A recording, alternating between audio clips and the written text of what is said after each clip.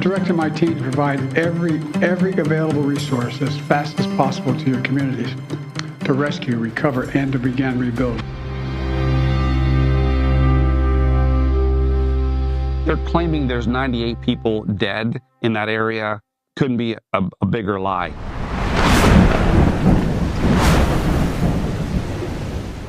We woke up at 5 o'clock in the morning and it was still dark. We got a flashlight and looked outside and the water was just at my tires, the bottom of my tires. We never thought that a little creek this wide and that deep is going to turn into a raging river. The flood was all around us, so we had no way out. I mean, it was so fast to where we couldn't even hold on to anything. We couldn't touch the ground at that point. When I jumped back out, I grabbed his hoodie so tight, I thought I was going to choke him, but I was trying to make sure that he wasn't going to go nowhere, and we were all going under. They had nowhere to go. Little to no warning. And most of these people, if they could go anywhere, where would they go? I mean, how many hurricanes do you have hitting the mountain and doing this kind of damage? It doesn't happen. It's unheard of.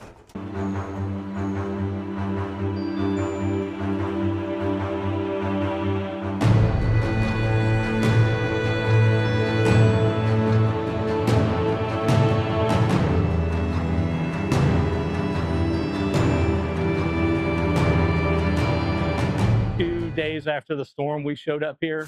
I was on a crew with a search and rescue. We went out, we were picking through piles, we were looking for bodies.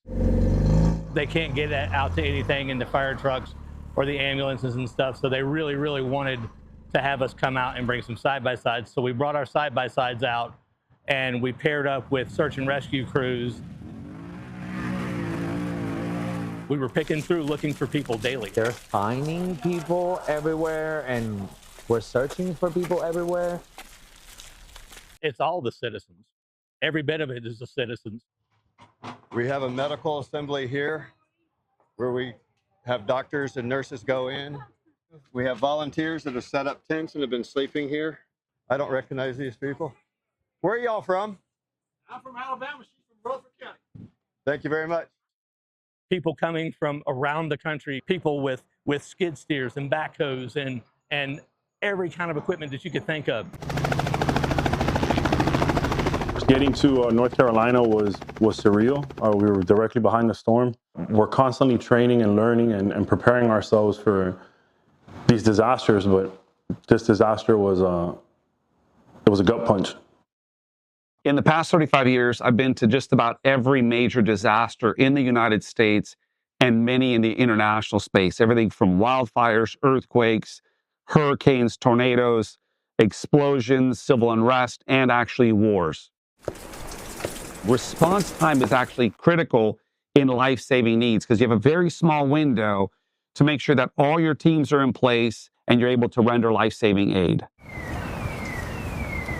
There was no communication right after the storm with anybody. You know, it's almost like we almost had to return to like smoke signals, you know, to get everybody organized. In these disaster zones, FEMA typically shows up. We see them on day 2. FEMA didn't show up until day 7. Day 7 is when they showed up. I've been up here, but we're over a week after the storm, still has not had anybody government-wise, FEMA-wise. Nobody has come and reached out to them. Nobody's helped them. Well, I can tell you firsthand knowledge from me and my team working from Asheville, Boone, North Carolina, Chimney Rock, all those areas, all the impacted areas. The first responders that have showed up in a huge way when they actually had permission to show up. But from a federal level, it starts from the commander-in-chief and goes all the way down. I did not see one FEMA asset in place. The first assets that we started seeing was on day 6 going into day 7. What happened in Hurricane Helene was nothing short of a complete government failure from the top down. You have this massive hurricane coming over the mountains, you send out a reverse 911, you evacuate those zones, none of that happened. There was no teams being advanced into that area to provide those rescues and to provide medical aid to those people that were in danger. Those people that were cut off completely from medical, from food, from water, from communication, from all resources. I've never seen a worse disaster response ever.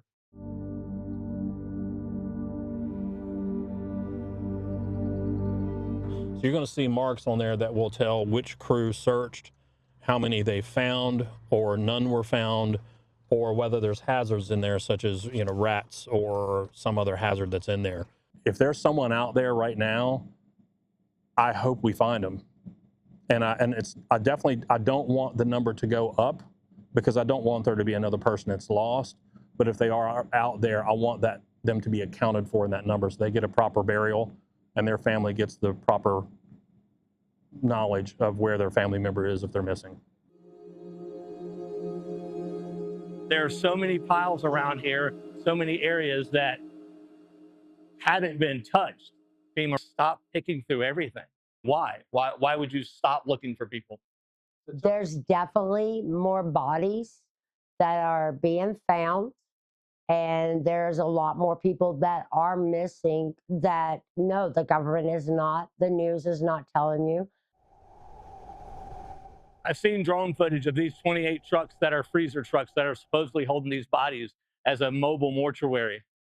These trucks that are holding these bodies, if there's 90 people dead in this whole storm, why are there 28 trucks at this one area that hold 50 people apiece? I'm saying well over 5,000 bodies have already come out of here. And I'm sorry, I know that sounds like far-fetched, but it's not, because I'm hearing too much. Families that are missing 12, 15, 20 people, and you're only saying there's 100 or 200. Well, I got 6 families right here that are already beating your numbers. They're claiming there's 98 people dead in that area couldn't be a bigger lie. Everybody in the community that has lost many, many loved ones can attest that that number is far greater than that. When the hospital ran out of body bags, that was over 750 body bags, and they had run out of body bags.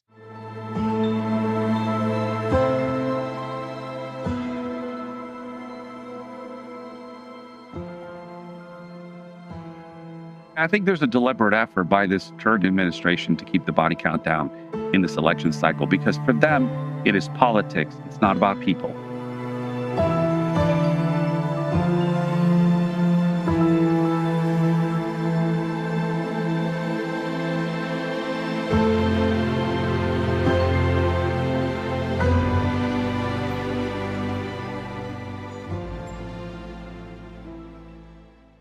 Just upsetting. They need closure.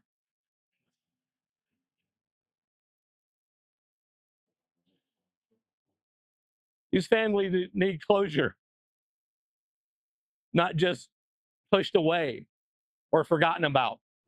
People need to just tell the truth. I mean, you know, let's be truthful and honest. They talk about being transparent. You hear that word all the time. And let's be transparent with this and let people know the real story. I mean, as devastating as it is and as hard as it is, that was somebody's loved one, you know?